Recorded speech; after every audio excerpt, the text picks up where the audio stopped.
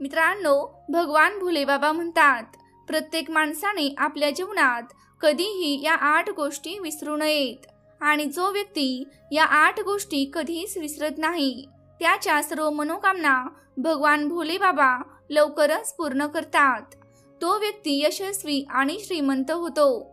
त्याच्या जीवनात कधीही गरिबी येत नाही आणि तो आपली पत्नी आणि मुलांसह नेहमीच आनंदी व सुखी जीवन जगतो. तसेच त्याच्या घरात कधीही आजारपण येत नाही. तो सदैव धनवान राहतो. परंतु मित्रांनो, जे स्त्री किंवा पुरुष या 8 गोष्टी विसरतात त्यांच्याबरोबर काय होते हे तुम्हाला या व्हिडिओच्या शेवटी समजेल. त्यांना कोणत्या अडचणींना सामोरे जावे लागते हेही तुम्हाला कळेल. एकदा अशी गोष्ट घडली. भगवान भोलेबाबा आणि माता पार्वती कैलास पर्वतावर आपल्या नंदीबरोबर विराजमान होतात. तेवढ्यात माता पार्वती म्हणतात, हे प्राणनाथ, आज माझं मन खूपच अस्वस्थ होत आहे. मला आज खूपच बेचैनी वाटत आहे. हे प्रभू, काहीतरी असं करा की माझं मन थोडं हलकं होईल. तेव्हा भगवान भोलेबाबा म्हणतात, हे देवी, असं काय कारण आहे की तुझं मन इतकं व्याकुळ झालं आहे? मी असं काय करू की तुझं हे व्याकुळपण दूर होईल? मग माता पार्वती म्हणतात, हे प्रभू, अशी काही कथा सांगावी की जी ऐकून माझं मन शांत होईल आणि पृथ्वीवरील माणसांनाही काही ज्ञान मिळेल. तेव्हाच भगवान भोलेबाबा म्हणतात, हे देवी, आज मी तुला मानवजातीच्या कल्याणासाठी एक अत्यंत महत्त्वाची कथा सांगतो. ही कथा ऐकल्यावर तुझे मनही शांत होईल आणि पृथ्वीवरील माणसांचंही कल्याण होईल. आणि हे देवी, या कथेत माणसांच्या जीवनासाठी 8 ज्ञानाच्या गोष्टी लपलेल्या आहेत. जो माणूस ही कथा एकाग्रतेने आणि लक्षपूर्वक ऐकतो त्याला या 8 ज्ञानाच्या गोष्टी समजतात. मित्रांनो, पुढे भगवान भोलेबाबा म्हणतात, हे देवी, जो व्यक्ती आपल्या जीवनात या 8 गोष्टी समजून घेतो तो खूप श्रीमंत होतो. त्याच्या जीवनात कधीही पैशांची कमतरता राहत नाही आणि तो लवकरच अमीर बनतो. मित्रांनो, मग भगवान भोलेनाथ देवी पार्वतीला म्हणतात, हे देवी, आज मी तुम्हाला एक श्रीमंत बहीण आणि गरीब भावाची गोष्ट सांगतो. आजची ही कथा ऐकल्यावर तुम्हाला समजेल की भाऊ बहिणीचं नातं कसं असावं आणि बहीण भावांनी आपलं नातं कसं निभवावं. तसंच या कथेतून तुम्हाला हेही समजेल की माणूस गरीब का होतो आणि त्याच्या जीवनात गरिबी का येते. असे कोणते कर्म असतात जे केल्यामुळे माणूस गरिबीच्या दलदलीत अडकतो.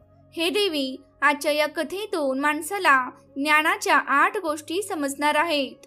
या गोष्टी ऐकून कोणताही माणूस आपली गरिबी सहजपणे दूर करू शकतो. म्हणूनच मित्रांनो, तुम्हा सर्वांना विनंती आहे की हा व्हिडिओ पूर्ण ऐका, जेणेकरून भगवान भोलेनाथांची कृपा तुमच्यावर सदैव राहील. नमस्कार मित्रांनो, ही कथा ऐकण्याआधी तुम्हा सर्वांना नम्र विनंती आहे की कमेंट बॉक्समध्ये हर हर महादेव लिहा. व्हिडिओला लाईक करा, चॅनेलला सबस्क्राईब करा आणि बेल आयकॉन ऑलवर प्रेस करा, जेणेकरून तुम्ही प्राचीन कथा आणि प्राचीन गोष्टींशी नेहमी जोडलेले राहाल. मित्रांनो, मग भगवान भोलेनाथ कथा सुरू करतात आणि म्हणतात, हे देवी, प्राचीन काळातली गोष्ट आहे. एका नगरात एक अतिशय श्रीमंत शेतकरी राहत होता. त्या शेतकऱ्याच्या घरी एकदा 2 जुळी अपत्य जन्माला आली होती. त्या दोघांमध्ये एक मुलगा होता आणि दुसरी मुलगी होती. शेतकरी आपल्या मुलाचं नाव रुपेश ठेवतो आणि मुलीचं नाव रूपवती ठेवतो. हळूहळू रुपेश आणि रूपवती मोठे होऊ लागतात. जसजसं वेळ जातो तसतशी शेतकऱ्याची दोन्ही अपत्य मोठी होऊ लागतात. त्यात शेतकऱ्याची मुलगी अतिशय सुंदर दिसते. तिच्या रूपामुळे तिला आधीपासूनच गर्व वाटू लागतो आणि शेतकऱ्याचा मुलगा मात्र थोडा सावळा दिसतो. हळूहळू जेव्हा त्याच्या मुलीचं वय लग्नासाठी योग्य होतं तेव्हा त्या शेतकऱ्याला आपल्या मुलीच्या लग्नाची चिंता भेडसावू लागते. एक दिवस तो शेतकरी एका कामासाठी शेजारच्या शहरात जातो. तिथं पोहोचल्यावर त्याला एका व्यापाऱ्याचा मुलगा पसंत पडतो आणि तो आपल्या मुली रूपवतीचं लग्न त्या व्यापाऱ्याच्या मुलासोबत करून टाकतो. भगवान भोलेबाबा म्हणतात, हे देवी, अशा प्रकारे रूपवती आपल्या वडिलांच्या घरून सासरी निघून जाते. इकडे मुलीला सासरी पाठवल्यानंतर तो शेतकरी आपल्या मुलाच्या लग्नाबद्दल विचार करू लागतो आणि मनात म्हणतो, मुलगी तर आता तिच्या नव्या घराची झाली, आता मला माझ्या मुलाचं लग्न लावून द्यायला हवं. जर माझ्या मुलाचं लग्न झालं तर मी उरलेलं आयुष्य सून मुलासोबत निवांतपणे घालवू शकेन. मित्रांनो, पुढे भगवान भोले बाबा म्हणतात, हे देवी, नशिबाची लीला फार विचित्र असते. माणसाच्या नशिबाचा काहीच नेम नाही. कधी कोणाला श्रीमंत करेल तर कधी कोणाला गरीब. याचा कुणालाही भाकीत करता येत नाही. त्या श्रीमंत शेतकऱ्याचंही काहीसं असंच होतं. हळूहळू त्याचं वय वाढत जातं आणि तो म्हातारा होतो. मग एके दिवशी तो शेतकरी एका भयानक आजाराच्या विळख्यात सापडतो. जेव्हा शेतकऱ्याचा मुलगा आपल्या वडिलांची अशी अवस्था पाहतो तेव्हा तो खूपच दुःखी होतो. त्यानंतर तो आपल्या वडिलांचा इलाज सर्वोत्कृष्ट वैद्यांकडून करतो आणि महागड्या औषधांची व्यवस्था करतो. हळूहळू तो शेतकऱ्याचा मुलगा आपली सगळी शेती विकतो आणि त्या पैशांचा उपयोग वडिलांच्या उपचारांसाठी करतो. अशा प्रकारे वडिलांचा उपचार करत करत तो मुलगा पूर्णपणे कंगाल होतो. पण तरी सुद्धा वडिलांच्या प्रकृतीत काहीही सुधारणा होत नाही आणि तो शेतकरी रात्रंदिवस फक्त अंथरुणावर पडून राहतो. त्याची प्रकृती अत्यंत खराब होते आणि तो खूपच अशक्त होतो. इकडे त्याचा मुलगा आपल्या वडिलांची सेवा करण्यात कोणतीही कमतरता ठेवत नाही. तो नेहमीच वडिलांच्या जवळ बसतो, वेळेवर औषध देतो आणि स्वतः स्वयंपाक करून वडिलांना खाऊ घालतो. तो आपल्या वडिलांची मनापासून सेवा करतो. पण तरीही वडिलांच्या प्रकृतीत काहीच सुधारणा होत नाही. मग एक दिवस तो शेतकरी आपल्या मुलाच्या मेहनतीकडे पाहून विचार करतो, आज मी माझ्या मुलाला काही सांगतो. जेव्हा कोणतंही औषध त्या शेतकऱ्याच्या आजारावर काम करत नाहीत तेव्हा एक दिवस तो शेतकरी आपल्या मुलाला जवळ बोलावतो आणि आपल्या मुलाला रुपेशला म्हणतो, अरे पुत्रा, जेव्हा एखादं काम माणसाच्या क्षमतेपलीकडे जातं, जेव्हा त्यावर काही उपाय सापडत नाहीत तेव्हा अशा वेळी ते काम देवाच्या हवाली करून द्यावं. म्हणून अरे मुला, आता तू माझी चिंता करू नकोस आणि तुझ्या भविष्यासाठी विचार कर. माझं काय, माझं आयुष्य पूर्ण झालेलं आहे.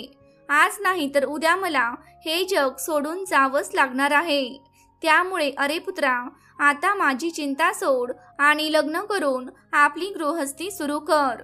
मित्रांनो, पुढे भगवान भोलेनाथ माता पार्वतीला म्हणतात, हे देवी, आपल्या वडिलांच्या तोंडून हे सर्व ऐकून रुपेश एकदम शांत होतो. तो बेचारा करणार तरी काय. त्याच्या घरातली सगळी साठवलेली पुंजी तर आधीच वडिलांच्या उपचारांमध्ये खर्च झालेली होती. तेव्हा रुपेश म्हणतो, बाबा, तुम्हाला जे योग्य वाटेल तेच तुम्ही करा. यानंतर तो गरीब शेतकरी आपल्या मुलाचे लग्न एका गरीब घराच्या मुलीशी करून देतो आणि लग्नानंतर काही दिवसातच त्या शेतकऱ्याचे निधन होते.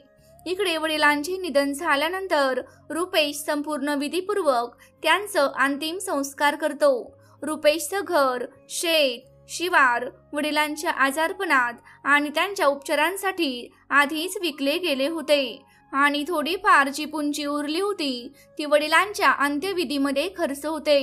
या प्रकारे रुपेश अगदीच दरिद्री बनतो.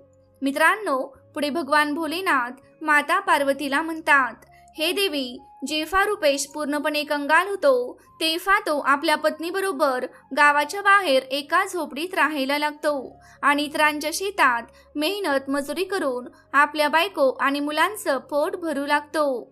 इकडे रुपेशची बहीण रूपवती, जिचं लग्न एका श्रीमंत व्यापाऱ्याच्या घरी झालं होतं, ती जेव्हा आपल्या भावाच्या परिस्थितीबद्दल ऐकते तेव्हा ती श्रीमंत बहीण आपल्या गरीब भावाकडे तिरस्काराने पाहू लागते. मनात विचार करू लागते, माझा भाऊ आता अगदीच कंगाल झाला आहे.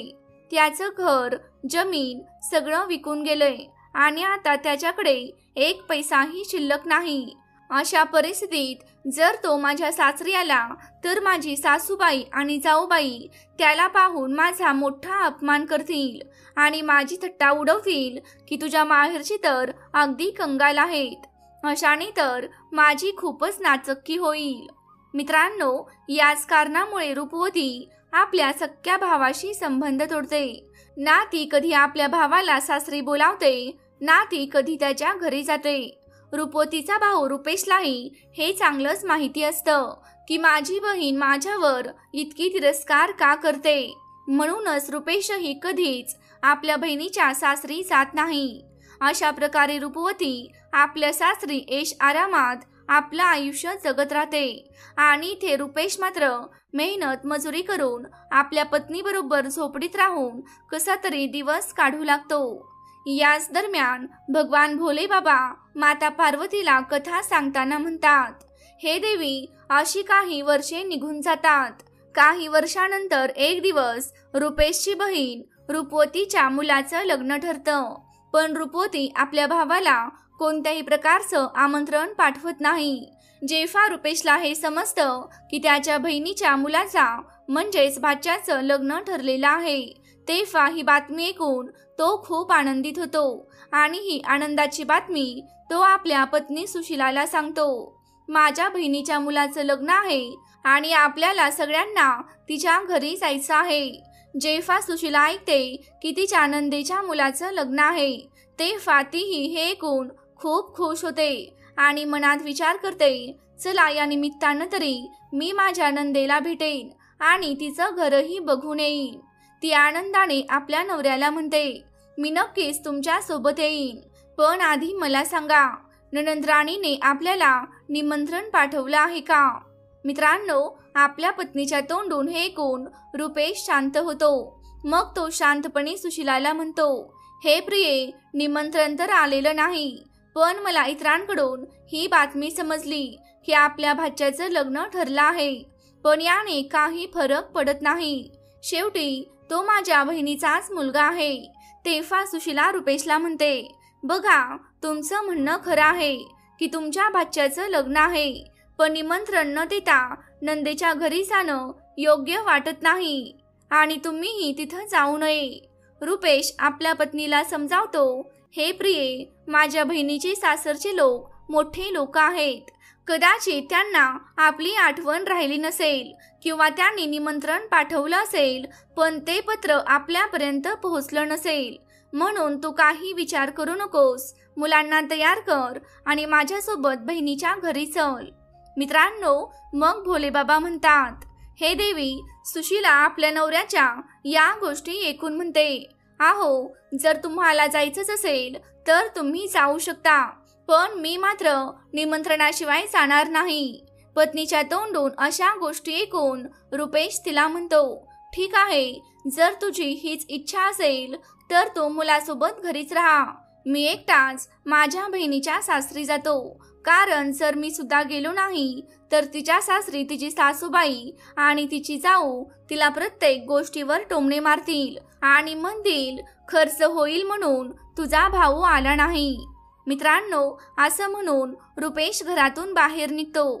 मित्रांनो, रुपेश खूप गरीब आणि लाचार झाला होता. त्याच्याकडे असलेली सारी संपत्ती त्याने वडिलांच्या उपचारासाठी विकली होती. आता तर त्याच्याकडे भेट म्हणून कपडे घेण्याइतकेही पैसे उरले नव्हते. म्हणून तो आपल्या मित्राच्या घरी जातो आणि त्याचा मित्र बाहेर येतो. रुपेश आपल्या मित्राला म्हणतो, भाऊ, माझा भाचा लग्न करतो आहे आणि आमच्याकडे त्याला भेटवस्तू म्हणून काही देण्याइतके पैसे नाहीत, म्हणून मी तुझ्याकडून थोडे पैसे उधार मागतो आहे. कृपया मला काही पैसे दे. मग मित्रांनो, रुपेशचा मित्र त्याला पैसे देतो. यानंतर रुपेश त्या उधार घेतलेल्या पैशातून बहीण रूपवतीसाठी आणि तिच्या नवऱ्यासाठी सुंदर कपडे विकत घेतो आणि ते कपडे घेऊन आपल्या बहिणीच्या सासरी निघून जातो. इकडे पायी चालत चालत रुपेशला सकाळपासून संध्याकाळ होते. तेव्हा कुठे तो आपल्या बहिणीच्या दारात पोहोचतो आणि दाराच्या एका बाजूला जाऊन उभा राहतो. बिचारा दारातच उभा राहून आपल्या बहिणीच्या येण्याची वाट पाहत असतो. तेवढ्यात रूपवतीच्या जावेला रुपेश दिसतो आणि ती त्याला ओळखते. रुपेशला पाहून रूपवतीची जाऊ तिच्याकडे जाऊन सांगते, अगं रूपवती, आज तुझा भाऊ तुझ्या घरी आला आहे, तो तुझ्या दारात उभा आहे.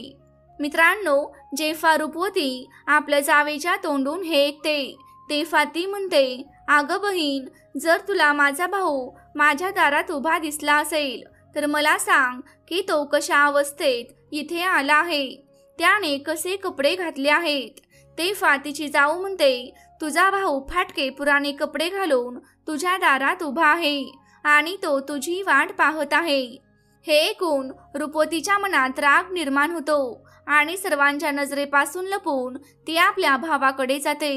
इकडे रुपेश जेव्हा आपल्या बहिणीला आपल्या दिशेने येताना पाहतो तेव्हा आनंदाने त्याचा चेहरा खुलतो. बहिणीला पाहून रुपेशच्या डोळ्यातून अश्रू वाहू लागतात. नंतर रूपवती आपल्या भावाला घेऊन सर्वांच्या नजरेपासून लपवत घराच्या अगदी आतल्या खोलीत घेऊन जाते.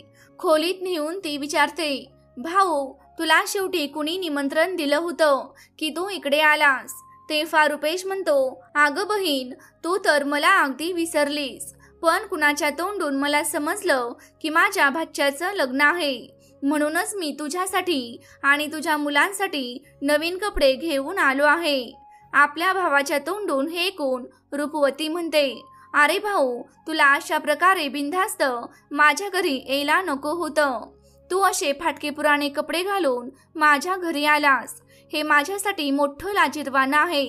किमान तुझी नाही तरी माझी इज्जत तरी तू जपली असती. कमीत कमी माझ्या मानसन्मानाची तरी काळजी घेतली असती. आता तुझी काही इज्जत राहिलेली नाही, पण निदान आमच्या इज्जतीचा तरी विचार केला असतास. रूपवतीच्या तोंडून हे असे कडवे शब्द ऐकून तो विवश भाऊ अगदी हेलावून जातो. त्याचं काळीज अक्षरशः छिन्न भिन्न होतं. मित्रांनो, तेव्हा भगवान भोलेनाथ माता पार्वतीला सांगतात, हे देवी. तेव्हा रुपेश आपल्या बहिणीच्या पाया पडून माफी मागतो आणि म्हणतो, हे बहीण, मला क्षमा कर. मला माहिती नव्हतं की माझ्या येण्यामुळे तुझी बदनामी होईल. तुझी बदनामी होऊ नये, तुझ्या सासूकडून आणि जाऊकडून तुला टोमणे ऐकावे लागू नयेत, म्हणूनच मी तुझ्यासाठी वस्त्र घेऊन इथे आलो आहे. जर मला हे आधीच माहीत असतं की माझ्या येण्यामुळे तू इतकी दुःखी होशील तर मी कधीच तुझ्या दाराशी आलो नसतो. मी तर हेच विचार करून आलो होतो की माझ्या बहिणीच्या मुलाचं लग्न आहे आणि मी गेलो नाही तर तिला लोक टोमणे मारतील. तेव्हा रुपेशचं बोलणं ऐकून रूपवतीचा राग थोडासा शांत होतो आणि ती रुपेशला म्हणते, चला, जेव्हा तू आलाच आहेस तर माझं एक लक्षात ठेव, जोपर्यंत माझ्या मुलाचं लग्न होत नाही तोपर्यंत तू या खोलीतच बंद राहा आणि चुकून सुद्धा बाहेर पडायचा प्रयत्न करू नकोस, कारण तुला पाहून लोक माझी इज्जत धुळीत मिळवतील. लोक म्हणतील की रूपवतीचा भाऊ भिकारी आहे आणि जेवणाचं म्हणशील तर जेव्हा जेवण तयार होईल तेव्हा मी तुझ्या खोलीत थाळी पोहोचवीन. तू जेवून गप्प बसून मागच्या दरवाजानं आपल्या गावी परत जा. रुपेश म्हणतो, ठीक आहे बहीण, मी आज रात्रीच तुझ्या घरातून माझ्या गावी निघून जाईन, पण एक विनंती आहे. मी तुझ्यासाठी आणि दाजींसाठी जे कपडे घेऊन आलो आहे ते कपडे तरी तू ठेव. ते मी खूप प्रेमानं तुझ्यासाठी आणलेत. तेव्हा रूपवती ते कपडे घेऊन खोली बाहेर जाते आणि जाताना बाहेरून खोलीला कडी लावते. रुपेश त्या अंधाऱ्या खोलीत बसून आपल्या बहिणीच्या परत येण्याची वाट पाहू लागतो.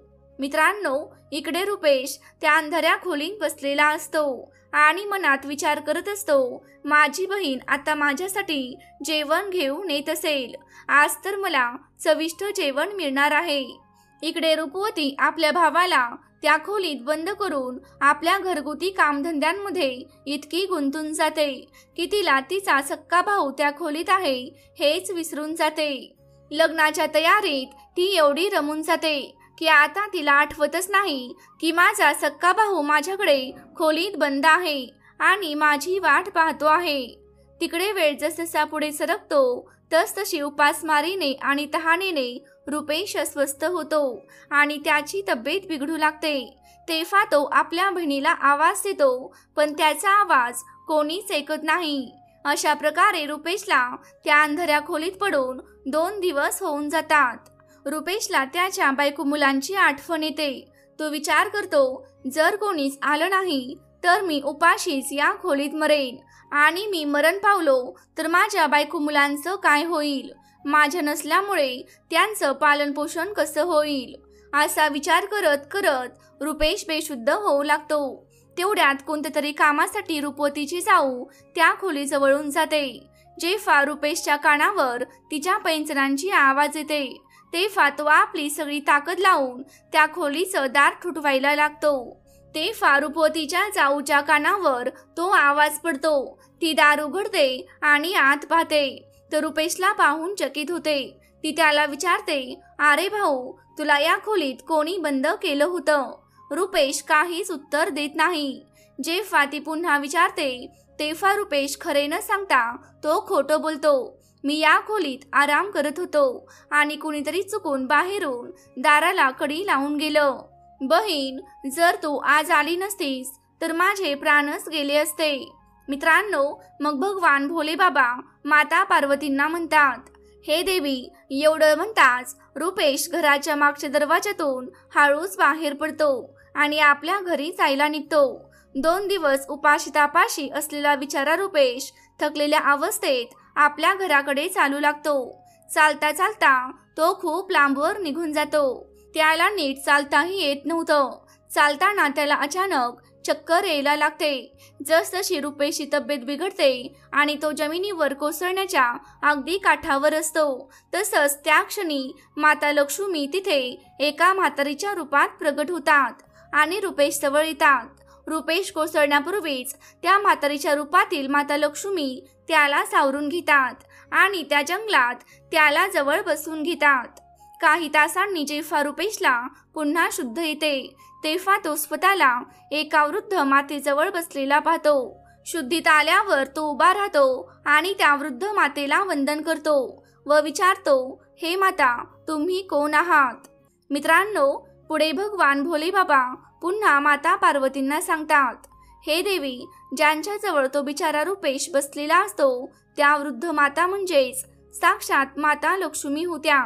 इकडे रुपेशची पत्नी सुशीला दररोज माता लक्ष्मीची पूजा करायची आणि संपूर्ण श्रद्धाभावाने त्यांची भक्ती करायची. म्हणूनच जेव्हा रुपेश चक्कर येऊन पडणार असतो त्याच क्षणाला माता लक्ष्मी प्रगट होतात आणि त्याला सावरून घेतात व त्या जंगलात त्याला आपल्या जवळ बसवून घेतात. जेव्हा रुपेशला शुद्ध येते तेव्हा तो त्या वृद्ध माऊलीला नमस्कार करून आपल्या घरी निघतो. त्याच वेळी ती वृद्ध माता त्याला विचारते, बाळा, तू कुठून येत आहेस आणि कुठे चाललास? तेव्हा रुपेश सांगतो, हे माता, माझ्या बहिणीच्या मुलाचं लग्न होतं म्हणून मी माझ्या बहिणीच्या घरी गेलो होतो आणि आता माझ्या गावाकडे चाललो आहे. तेव्हा वृद्ध माता रुपेशला म्हणते, बाळा, जर तुला काही हरकत नसेल तर मी तुला एक गोष्ट विचारू का? रुपेश म्हणतो, विचारा माता, तुम्हाला काय विचारायचं आहे? मित्रांनो, तेव्हा वृद्ध माता विचारते, बाळा, जर तू तुझ्या बहिणीच्या घरी लग्नावरून येतो आहेस जसं की तू सांगितलंस तर मग परत जाताना तू रिकाम्या हाताने कसा चालला आहेस? तुझ्या बहिणीनं तुझ्या बायकोसाठी आणि मुलांसाठी काहीच पाठवलं नाही का? वृद्ध मातेच्या तोंडून असे शब्द ऐकून रुपेशच्या डोळ्यात अश्रू येतात. त्यानंतर रुपेश त्या वृद्ध मातेला म्हणजेच माता लक्ष्मीला सगळी हकीकत सांगतो. रुपेशकडून संपूर्ण घटना ऐकून ती वृद्ध माता म्हणते, बाळा, तू काहीही चिंता करू नकोस. जे घडलं ते विसरून जा. ते सगळं मागे टाक. येथून थोड्याच अंतरावर माझी एक बाग आहे. त्या बागेत अनेक प्रकारची फळं लागलेली आहेत. तू त्या बागेत जा आणि तिथे फळं खाऊन आपलं पोट भर, कारण तुला गेल्या 3 दिवसांपासून काहीच खायला मिळालेलं नाही. आणि जेव्हा तुझं पोट भरेल तेव्हा काही फळं तुझ्या बायकोसाठी आणि मुलांसाठीही तोडून घेऊन जा. जेव्हा तुझे बायको मुलं तुला भेटतील तेव्हा ते विचारतील की तुम्ही बहिणीच्या सासरहून काय घेऊन आलात. तेव्हा तू त्यांना असं सांग, माझ्या बहिणीनं तुमच्यासाठी हे फळं पाठवली आहेत. असं केल्याने बाळा, तू आपल्या बायको मुलांसमोर लज्जास्पद होण्यापासून वाचशील आणि तुझी इज्जत सन्मान देखील टिकून राहील. रुपेश जेव्हा वृद्ध आईचं असे बोल ऐकतो तेव्हा तो आईचे म्हणणे मान्य करतो आणि तिच्या बागेत जातो. त्या बागेत अनेक प्रकारची फळं लटकलेली असतात. मग रुपेश झाडांवरून फळं तोडून खातो आणि जेव्हा त्याचे पोट भरते तेव्हा काही फळं तोडून एका टोपलीत ठेवतो. ती टोपली हातात घेऊन तो वृद्ध आईकडे येतो आणि तिची परवानगी घेऊन आपल्या घरी निघतो. तेव्हा वृद्ध आई रुपेशला म्हणते, बाळा, जाताना माझ्या या 8 गोष्टी ऐकून जा. या तुझ्या आयुष्यात फार उपयोगी ठरतील. मित्रांनो, मग भगवान भोलेनाथ देवी पार्वतीला म्हणतात, हे देवी, अशा प्रकारे माता लक्ष्मी रुपेशला 8 उपदेश करतात आणि त्या 8 गोष्टी ऐकून रुपेश आपल्या घरी निघतो. जेव्हा रुपेश फळांनी भरलेली ती टोपली घेऊन घरी पोहोचतो तेव्हा त्याचा छोटा मुलगा आणि बायको जवळ येतात आणि विचारतात, बाबा, तुम्ही आत्याच्या घरी गेला होतात. आत्यानं आमच्यासाठी काय पाठवलंय? हे ऐकून रुपेश आपल्या मुलाला आणि पत्नीला सांगतो, तुमच्या आत्यानं तुमच्यासाठी ही खूप सारी फळं पाठवली आहेत. रुपेश आपल्या पत्नी आणि मुलांसोबत फळं घेऊन घरात जातो आणि फळं ठेवून तो बाहेर निघून जातो. थोड्या वेळानं त्याची पत्नी जेव्हा ती फळं कापते तेव्हा त्या सर्व फळांमधून हिरे, सोनं, चांदी बाहेर येतं. जेव्हा ती आंबा कापते तेव्हा त्या आंब्याच्या कोईच्या जागी सोन्याच्या कोई असतात. हे पाहून रुपेशची पत्नी खूप आनंदी होते. इकडे रुपेश एका नदीच्या काठावर उभा राहून आपल्या बहिणीच्या वागणुकीबद्दल विचार करत असतो. त्याच्या बहिणीच्या घरी जे काही घडलं होतं ते सगळं त्याच्या मनात चालू असतं.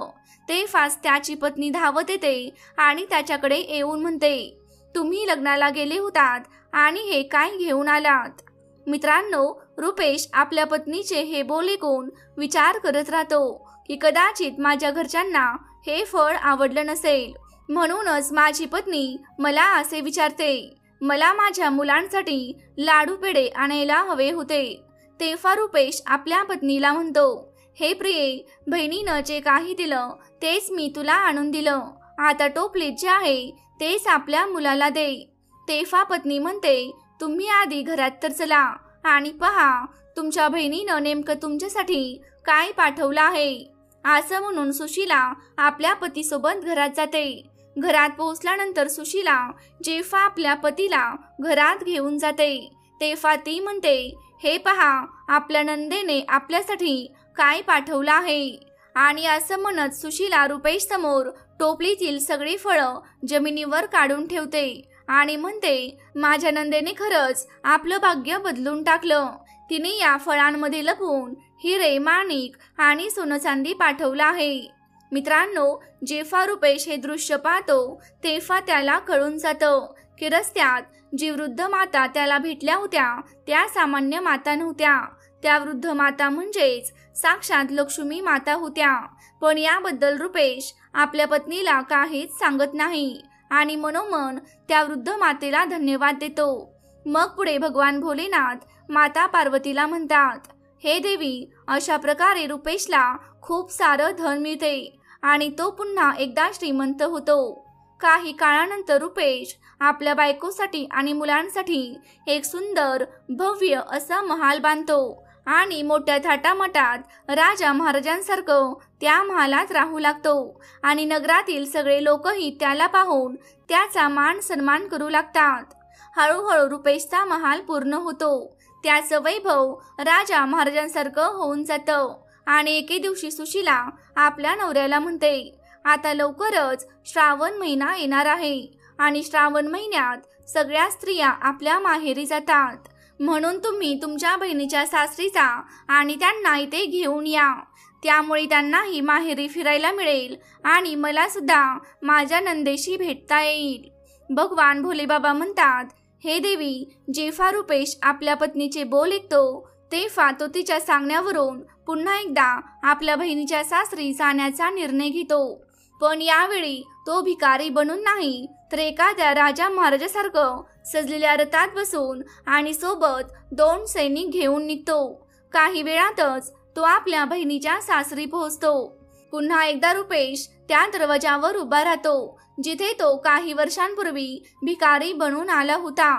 तेवढ्यात रूपवतीची जाऊ घराबाहेर येते आणि बाहेरचं दृश्य पाहून धावतच रूपवतीकडे जाते आणि म्हणते, अगं रूपवती बहीण, आज तर तुझा भाऊ आलाय.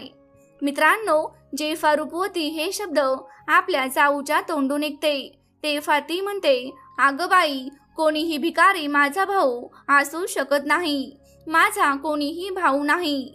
मित्रांनो, प्रत्यक्षात रूपवती असं म्हणून टाकते कारण तिला वाटतं की यावेळी सुद्धा तिचा भाऊ भिकारीच बनून आला आहे. पण जेव्हा तिची जाऊ सांगते, अगं रूपवती, यावेळी तुझा भाऊ भिकारीसारखा नाही आलाय, तो तर एखाद्या राजासारखा आलाय. त्याच्याकडे 2 सैनिक आहेत. तुझ्या दरवाजापाशी एक मोठी सुंदर सजवलेली रथगाडी उभी आहे. अगं, एकदा जाऊन बघ तरी. रूपवती जेव्हा आपल्या जाऊच्या तोंडून हे सगळं ऐकते तेव्हा सुरुवातीला तिला तिच्या बोलण्यावर विश्वासच बसत नाही. पण सत्य काय आहे हे पाहण्यासाठी ती हळूच आपल्या भावाकडे पाहू लागते. जसेच रूपवतीने आपल्या भावाला त्या रूपात पाहिले तेव्हा त्याच्या वेशभूषेकडे पाहून ती पूर्णपणे थक्क होते आणि विचार करू लागते, कालपर्यंत माझा भाऊ अगदी भिकारीसारखा होता, त्याच्याकडे नीट कपडेही नव्हते, मग एकदम एवढा श्रीमंत कसा झाला. यानंतर रुपेशची बहीण आरतीचं ताट सजवून आपल्या भावाची आरती करण्यासाठी येते. त्यानंतर रूपवती आपल्या भावाला आदरपूर्वक आपल्या घरी घेऊन जाते आणि त्याला म्हणते, भाऊ, मला क्षमा कर, माझ्या चुकीमुळे तुला खूप त्रास झाला आणि तुला लाजिरवाणी परिस्थितीला सामोरे जावे लागले. मित्रांनो, त्यानंतर भगवान भोलेनाथ देवी पार्वतीला म्हणतात, हे देवी, आपल्या बहिणीच्या तोंडून हे शब्द ऐकून रुपेश म्हणू लागतो, बहीण, काहीच हरकत नाही, त्यावेळी आपले दिवस चांगले नव्हते, तुझ्या चुका मी आधीच क्षमा केलेल्या आहेत. बहीण, आता त्या गोष्टी विसर आणि माझ्यासोबत माझ्या घरी जाण्याची तयारी कर. बहीण, तुला घेऊन जायला मी आलो आहे. तुझ्या वहिनीने तुला बोलावण्यासाठी मला पाठवले आहे. मित्रांनो, हे कोण रूपवती आनंदाने आपल्या भावाच्या घरी जाण्यास तयार होते आणि तयार होऊन ती आपल्या भावाच्या रथात बसते. अशा प्रकारे जेव्हा रुपेशची बहीण त्याच्या नव्या घरात पोहोचते तेव्हा आपल्या भावाची ऐश्वर्यशाली स्थिती पाहून ती एकदम थक्क होते. ती पाहते की एक भव्य आलिशान महाल आहे आणि त्या महालात अनेक प्रकारचे नोकर चाकर फिरत आहेत आणि अन्नाचे भांडार भरलेले आहेत. रूपवती आपल्या भावाची अशी अवस्था पाहून एकदम चकित होते. इकडे रुपेशची पत्नीही आपल्या नंदेची खूप सेवा करते. ती तिला 10 दिवस खूप आरामात ठेवते. रुपेशची पत्नी सुशीलाला असं वाटत होतं की आपल्याकडे जी शान शौकत आहे ती आपल्या नंदेमुळेच मिळाली आहे. आपल्या नंदेच्या मदतीमुळेच आपण आज या उंचीवर पोहोचलो आहोत. कारण मित्रांनो, रुपेशने कधीच आपल्या पत्नीला हे सांगितलं नव्हतं की तो श्रीमंत कसा झाला. कारण त्याला माहीत होतं की हे सर्व रूपवतीमुळे नाही तर त्या म्हाताऱ्या आई लक्ष्मी मातेच्या आशीर्वादामुळे झालं आहे.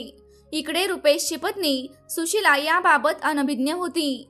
म्हणूनच ती आपल्या नंदेची खूप सेवा करते आणि तिची खूप काळजी घेते. काही दिवसांनी जेव्हा रुपेशच्या बहिणीला तिच्या सासरी परत जायची वेळ येते तेव्हा रुपेशची पत्नी रुपेशला म्हणते, आहो, तुमची बहीण आता त्यांच्या घरी जाईल, त्यामुळे तुम्ही बाजारात जाऊन त्यांच्यासाठी एखादं छानसं भेटवस्तू घेऊन या. पत्नीच्या तोंडून हे ऐकून रुपेश घरातून निघतो आणि एका मोचीच्या दुकानात जातो. रुपेश मोचीकडे म्हणतो, आहो मोची भाऊ, मला माझ्या बहिणीसाठी बोलणारी जोडी बनवायची आहे, तुम्ही काय ती बनवू शकाल का? मोची म्हणतो, सेठ, मी बोलणारी जोडी तर नक्कीच बनवीन, पण ती बनवण्यासाठी भरपूर खर्च येईल. तेव्हा रुपेश म्हणतो, हे मोची भाऊ, मी तुला हव्या त्याप्रमाणे पैसे देईन, पण तू अशी जोडी बनव ज्या जोडीला माझी बहीण घालेल आणि चालेल. तेव्हा त्या जोडीतून एका मागोमाग ह्या 8 गोष्टींचा आवाज यावा.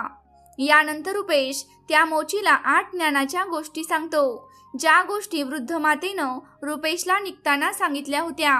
मित्रांनो, पार्वतीला भगवान शंकर म्हणतात. हे देवी, रुपेश मोचीला म्हणतो, हे मोची भाऊ, आता मी तुला ह्या 8 ज्ञानाच्या गोष्टी सांगणार आहे. मित्रांनो, आणि मग एका मागोमाग अशा प्रकारे रुपेश त्या मोचीला त्या 8 गोष्टी सांगतो. पहिली गोष्ट, ज्ञानाचं मोल कधीही विसरू नका, कारण अज्ञानामुळेच माणूस राहतो कंगाल सदा. दुसरी गोष्ट, जो माणूस वेळेच्या भरोशावर बसून राहतो तो कायम गरीबच राहतो, कारण स्वतः काही बदलल्याशिवाय त्याचं नशीबही कधी बदलत नाही. तिसरी गोष्ट, आळसाने आयुष्य थांबतं, प्रयत्नांनी घडतो बदल. नव्हे चाललो तर मिळेल दिशा, नुसतं बसून काय उपयोग. चौथी गोष्ट, अज्ञानामुळे वाढते दारिद्र्याचे दुःख, ज्ञानच देतो समृद्धीचं खरं खरं सुख. पाचवी गोष्ट, काळाला नको दोष देऊ, थांबू नकोस भीतीने, परिश्रमात गुंत, गरिबी हरवेल ती कृतीने. सहावी गोष्ट, नशिबाच्या भरवशावर बसतो जो निर्धार, त्याच्या पदरी येतो फक्त निराशेचा भार. सातवी गोष्ट, अज्ञानी माणसावरच गरिबी वार करत राहते, युद्धात जरी विजय मिळाला तरी खरं शस्त्र म्हणजेच फक्त ज्ञानच असते. आणि आठवी गोष्ट, हे मोची भाऊ, जेव्हा माझी बहीण आठवं पाऊल टाकेल तेव्हा त्या जोडीतील बूट असे बोलू द्या. पैशाच्या मोलाने ठरत आहेत नाती, मनाची श्रीमंती हरवून बसली माणसं सारी. इथे रुपेश त्या मोचीकडून म्हणतो, अरे मोची भाऊ, अशी 8 वाक्य बोलणाऱ्या मला जोड्या बनवून दे. जेव्हा या 8 वाक्यांचा उच्चार त्या जोड्या करतील आणि माझ्या बहिणीच्या कानावर पडतील तेव्हा तिला तिची चूक जाणवेल की केवळ पैशाच्या अहंकारात आपण आपल्या भावाचा असा अपमान करायला नको होता. मित्रांनो, त्यानंतर भगवान भोलेनाथ माता पार्वतींना म्हणतात, हे देवी, अशा प्रकारे रुपेश त्या मोचीकडून आपल्या बहिणीसाठी चांदीच्या आणि त्यावर हिरेमोत्यांनी सजवलेल्या जोड्या बनवून घेतो आणि त्या जोड्या तो आपल्या बहिणीला भेट म्हणून देतो. त्या चांदीच्या सुंदर जोड्या मिळाल्यावर रूपवतीच्या चेहऱ्यावर आनंद फुलतो. त्यानंतर रुपेश आपल्या नोकरांसोबत तिला रथात बसून तिच्या घरी पाठवतो. इथे जेव्हा रूपवती आपल्या सासरी पोहोचते तेव्हा तिची सासूबाई आणि जाऊबाई तिला विचारतात, अगं रूपवती, तू भावाकडून आली आहेस, तुझ्या भावाने तुला काय दिलं भेट म्हणून. मित्रांनो, तेव्हा रूपवती आपल्या सासूला आणि जाऊला ती भेट दाखवते. ती त्या जोड्या दाखवते आणि म्हणते, बघा, माझ्या भावाने मला चांदीची हिरेमोत्यांनी जडवलेली ही सुंदर जोड्या दिल्या आहेत. मग तिची जाऊ म्हणते, अगं रूपवती, जरा घालून चालून दाखव, ह्या कशा दिसतात. तेव्हा रूपवती त्या जोड्या घालते आणि चालून पाहते. मग भगवान भोलेनाथ माता पार्वतींना म्हणतात, हे देवी, जशी रूपवती त्या जोड्या घालून चालते तसंच त्या जोड्या बोलतात. पैशाच्या मुलाने ठरत आहेत नाती, मनाची श्रीमंती हरवून बसली माणसं सारी. मित्रांनो, मग भगवान भोलेनाथ म्हणतात, हे देवी, जेव्हा रूपवती या साऱ्या गोष्टी ऐकते तेव्हा तिला खूप लाज वाटते आणि ती आपले डोके खाली झुकवते. तिला आपला भाऊ आठवतो आणि ती अचानक रडू लागते. जेव्हा तिची जाऊबाई तिला विचारते, रूपवती, असं काय झालं की तू अचानक रडायला लागलीस, तेव्हा रूपवती घडलेली सगळी गोष्ट त्यांना सांगते. हे बहिणींनो, मी पैशाच्या गर्वात येऊन माझ्या भावाला खूप वाईट वागणूक दिली. मी त्याला 1 ग्लास पाणी सुद्धा विचारलं नाही. पण पहा ना, माझ्या भावाने मला किती सुंदर आणि महागड्या चपला बनवून दिल्या आहेत. आता मला स्वतःची चीड येते, मला जगावंसं वाटत नाही. मित्रांनो, तेव्हाच रूपवतीची जाऊबाई तिला समजवायला लागते. ती म्हणते, हे बहीण, जे काही झालं ते विसरून जा. पुढे कधीही कोणालाही अशा प्रकारे वागणूक देऊ नकोस, कारण जो व्यक्ती धन दौलतीचा गर्व करतो त्याच्यावर माता लक्ष्मी नाराज होते आणि कायमची त्याच्या घरातून निघून जाते. म्हणूनच माझं बोलणं कायम लक्षात ठेव. मित्रांनो, मग पुढे भगवान भोलेनाथ माता पार्वतीला सांगतात, हे देवी, अशा प्रकारे रूपवतीची जाऊबाई तिला 8 उपदेश करते. ती म्हणते, पहिली गोष्ट, हे रूपवती, जो व्यक्ती रात्रीच्या वेळेस स्वयंपाकघरात खरकटी भांडी ठेवतो आणि अन्न पाण्याची नासाडी करतो, असा व्यक्ती लवकरच गरिबीला सामोरे जातो. दुसरी गोष्ट, ज्या घरात स्त्रियांना अपमानित केलं जातं, त्यांचा सन्मान केला जात नाही, अशा घरात देवी लक्ष्मी फार काळ राहत नाही. तिसरी गोष्ट, ज्या घरातील स्त्रिया सूर्यास्तानंतर झाडू मारतात, स्वयंपाक करतात, अशा कुटुंबातील लोक लवकरच गरिबीच्या गर्तेत अडकतात. चौथी गोष्ट, ज्या घरात पैशांची किंमत केली जात नाही, आणि फालतू खर्च केला जातो, अशा घरातूनही माता लक्ष्मी रागावून निघून जातात. 5वी गोष्ट, जे लोक पैशाचे आगमन झाल्यानंतर त्या पैशाच्या जोरावर इतरांची मानप्रतिष्ठा दुखावतात किंवा आपल्याकडील संपत्तीच्या जोरावर दुसऱ्यांना त्रास देतात, अशा लोकांच्या घरातूनही माता लक्ष्मी लवकरच दूर निघून जातात. 6वी गोष्ट, ज्या घरातील लोक आपले कर्तव्य निभावत नाहीत, जे आपले काम सतत उद्यावर ढकलत राहतात, अशा लोकांच्या घरातूनही माता लक्ष्मी नाराज होऊन निघून जातात. 7वी गोष्ट, ज्या घरातील लोक आपल्यापेक्षा मोठ्यांचा सन्मान करत नाहीत, त्यांचे ऐकत नाहीत किंवा त्यांच्याशी उद्धट व कटू शब्दात बोलतात, अशा लोकांनाही गरिबीचा सामना करावा लागतो, त्यांना गरिबी पाहावी लागते. 8वी व शेवटची गोष्ट, ज्या घरातील लोक आपल्या पाहुण्यांचा सन्मान करत नाहीत, पाहुण्यांचे आदराने स्वागत करत नाहीत किंवा आपल्या दारातून जाणाऱ्या याचकाला रिकाम्या हाताने परत पाठवतात, अशा लोकांपासूनही माता लक्ष्मी नाराज होऊन दूर निघून जातात. मित्रांनो, मग भगवान भोले बाबा माता पार्वतींना म्हणाले, हे देवी, अशा प्रकारे रूपवतीची जाऊ रूपवतीला हे 8 ज्ञानाचे मुद्दे सांगते आणि रूपवतीला म्हणते, हे रूपवती, माझ्या या 8 गोष्टी नेहमी लक्षात ठेव, हृदयात साठवून ठेव. मित्रांनो, अशा प्रकारे भगवान भोले बाबांनी माता पार्वतींना सांगितले की त्या कोणत्या 8 गोष्टी आहेत ज्या माणसाने आपल्या आयुष्यात कधीही विसरू नयेत. मित्रांनो, मला आशा आहे की ही कथा तुम्हाला नक्कीच आवडली असेल. मित्रांनो, जर ही कथा आवडली असेल तर व्हिडिओला लाईक करा, चॅनेलला सबस्क्राईब करा आणि बेल आयकॉन प्रेस करा. तसेच कमेंट बॉक्समध्ये हर हर महादेव लिहायला विसरू नका. मित्रांनो, व्हिडिओ पूर्ण पाहिल्याबद्दल तुम्हा सर्वांचे मनपूर्वक आभार.